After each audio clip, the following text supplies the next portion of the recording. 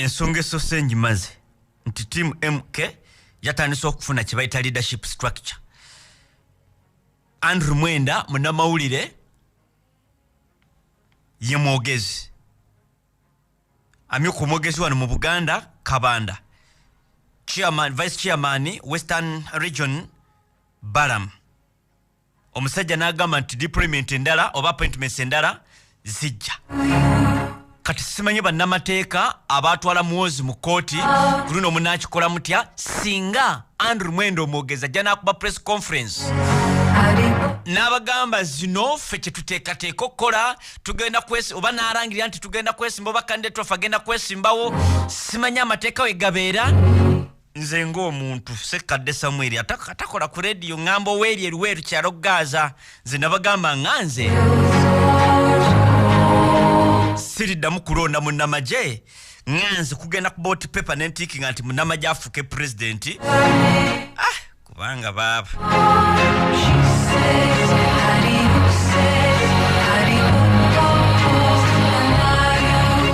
mpozi nga mugisha muntu mfundikira ne bannaffe aba National Unity Platform ekiwanduko kyengira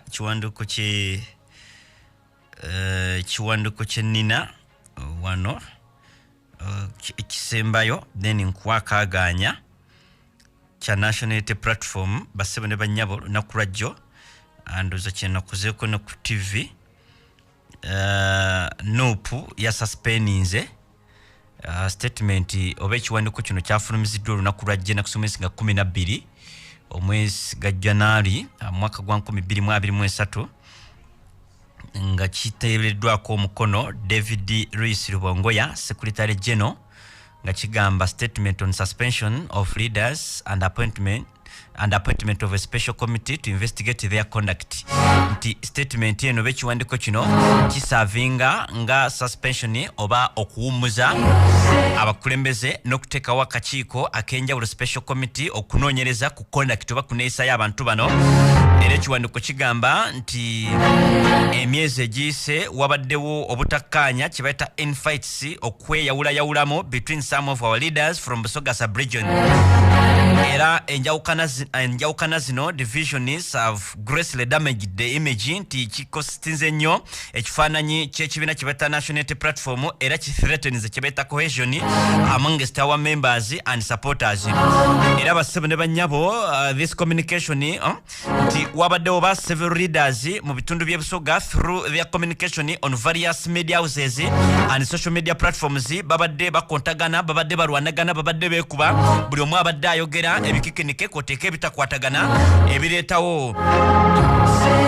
okusiga ekifaananyi ekibi ku kibiina kye bayita National Unity Platform. Era bagamba this goes contrary to obligation of members. Kino kibeera contrary ku obuvunaanyizibwa bw'abamemba and leaders within the party as it stipulated article ey'okutaano subsection ey'okusatu akawaayiro B of our constitution, which requires all members to conduct themselves in the manner that does not bring kye bayita disrespect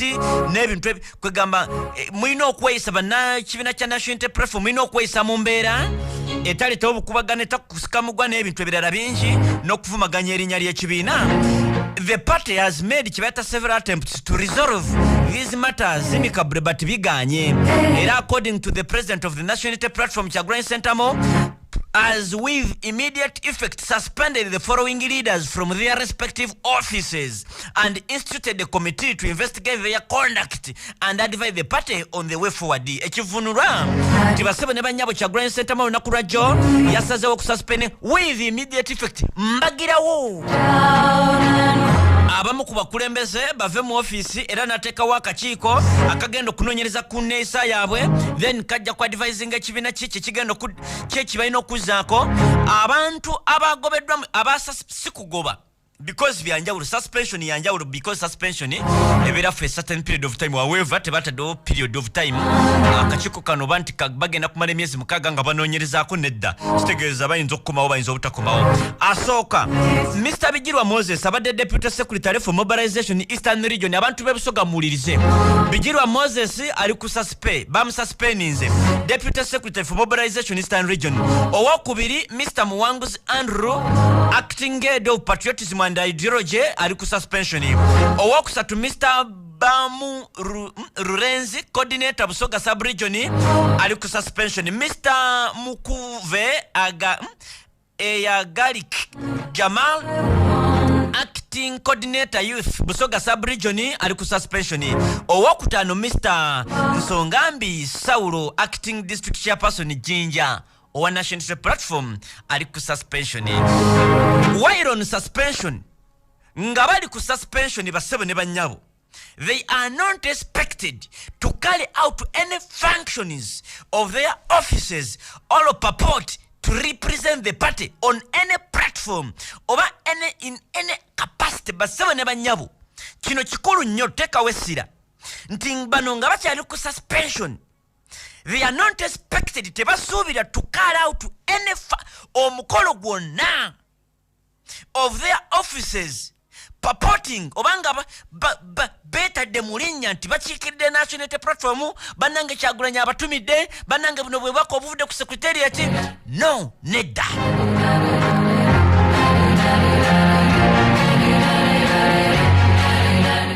talina kujja ku radio kukyalanga owa National Unity Platform nti bannange katinze ngo wa National Unity Platform simanyi obaka bwendeese simanyi ki nedda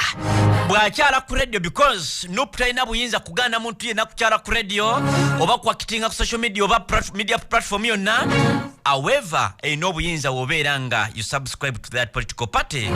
oyina amateeka gafuga era ge bakozesezza akakiiko ke bata special committee kuliko omukyala gwata Honorable Mole Mugisha ye chairperson wako Honorable Aisha Kabanda vice chairman ndozera ya myuka gundi Rubongoya ye number 2 vice chairman wa kakiiko number 3 Mr. Kanabi Moses ono member kakiiko owokuna William Odinga bali kudembe wakuna member kakiiko owokutano Mrs. Kasimu Fatuma member kakiiko basebe ne banyabo bagamba nti the committee egenda kuba wakakisa the right to be heard nti okuwulirwa but also engage with the people of Busoga sub-region on this and related matter natikako mukono David Rubongoya Secretary General. Reasons katika nchiteke mu luzungu kuba Oluganda luganyo kukigatta mu luzungu n'Oluganda nti ababaka ba parliament kye bagobera passes na muganza ate sitaka lye naggulu libakakasa nti akakiiko ke bayita adiko committee kati eno select committee eri adiko committee yakulemberwamu Dani Kimosho yasanganga namuganza oba oliawo yeetaba mivuyo gy'ettaka lye naggulu senga ekyo kyekibadde kimugobya naye bamugoba lwa misconduct kweyisa bubi the grounds kubanga waliwo grounds oli incapacitated takyasobola kukola mirimu gye n'ebintu ebirala bingi naye ne misconduct weekiri kati select committee eyatandise okutula olunaku lwajjo Pasis Namuganza yazzeemu n'awera tagenda kulinnyayo eyina ennaku 15 so kati process yanjawulo yensonga lwaki ebya Pasis Namuganza biwanvuye ate ng'ebyazaako temwali mu kuwandikira president temwali musimayi ennaku 15 temwali mu just bamutwala mu kakiiko aka Abdu Katuntu nebigwa nayo bamutwala mu kakiiko ka Abdu Katuntu n'avaayo ne bakoma ku prayer parliament kubeerako n'okunoonya emikono ku process y'okusensalinga kyovula abasooka ne banoonya emikono kubeerako okuleeta motion simanyi gundi mujjukire yaleeta motion process mpanvu nnyo okusinga kuyazaake era tewawulirako nti banoonya mikono kugobaza simanyi biki ate bwandikidde president simanyi biki baina just kuŋŋaanya mikono jokka gyenkakasa nti n'omu ku babaka ba Nuupu gundi oli mbu yateekako ne bagoba munne so n'olwaleero omukyala ateeberezebwa nti alina okukomawo naye agamba sijja kulabikako oba mwagala oba temwagala so kati ye process eyo bagiwanvuyamuuko nenze kyenkakasa sisuubira nti banaamugoba speaker w'amaanyi ye namba 3 ne namuganza ssebo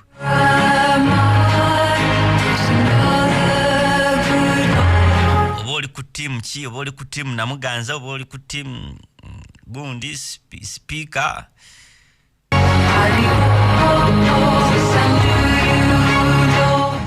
basebo ne bannyabo byewuunyisa kasookeddenga gavana wa Uganda afa ennaku z'omwezi nga 23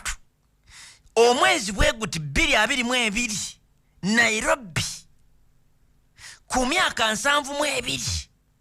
tetuddangamu kufuna gavana twalabakawo mawulire simanyi baba nabateekateeka okudda mu kifo kya gavana but we are moving oba almost normal oba nkiyite normal oba and kiri nnyo gundi bulijjo tetukimanyi nti ekifo ky'obwa gavana because gavana y'omu ku basinga okusasulwa ssente nyi bw'aba si yasinga in terms of gundi z'abakozi ba gavumenti era gavana amateeka gamufuga alina okuba nga musajja mugagga nnyo mbu essence yali emabega w'ekyo butabba aleme kubeera tempted kubba kyovula gavana bamuwa buli kimu bamusasulira ennyumba bamukola ki in fact bw'osanga nga gavana ng'ali mu woteeri gwe lya buli ogambe gavana wuuyo akusasulira essente nakyo amateeka gakikkiriza waliwo ebintu spirit gye baleeteramu etteeka nga bagamba nti kati omuntu ono tulina okumuteekako egundi abeere nga takemebwa ng'ali ng'essente yazimanyiira si kuddukana ssente zaffe kiringa basebo ne bannyabo ekyaleete abazungu baakiraba nti omuntu okubeera jjaaji omulamusi alina okuteekako ekintu kino ku mutwe ekintu kino just simple kitegeezo kikulage ng'omusajja omukulu ow'envi alimu ensa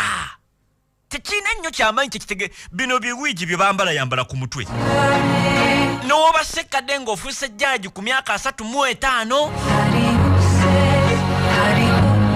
abazungu bakikozesanga akabonero akalaga nti wamma musajja mukulu atuludde ayina ensa ayina byakola birina okulaga nti kubaidde abasajja b'envu mwana wattu bassebo ne bannyabo gavana Emmanuel tumusiime Mutebire yafa ku myaka 72 ennaku z'omwezi nga 23 leero ziri 13 tubuze ennaku 10 tuweze omwaka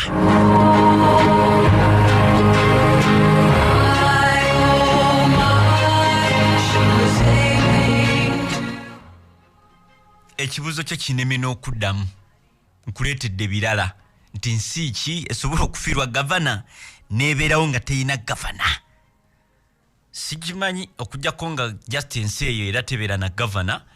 yensi ki nja kunoonya amawanga gatalina bagavana era ekyokubiri bwe muba temulina gavana for example biyinza kwawukanya mannya oba position oba kifo ky'oyita omuntu for example munamu ggwanga erya Kenya baminisita babayita cabinet secretary balina engeri gye babayitamu si necessarily nti tuvala tolinayo minisita simi wakino minisita wakino minisita wakino era balonda abantu baabwe just 26 ne batambuza gavumenti netusinga n'okukola ebintu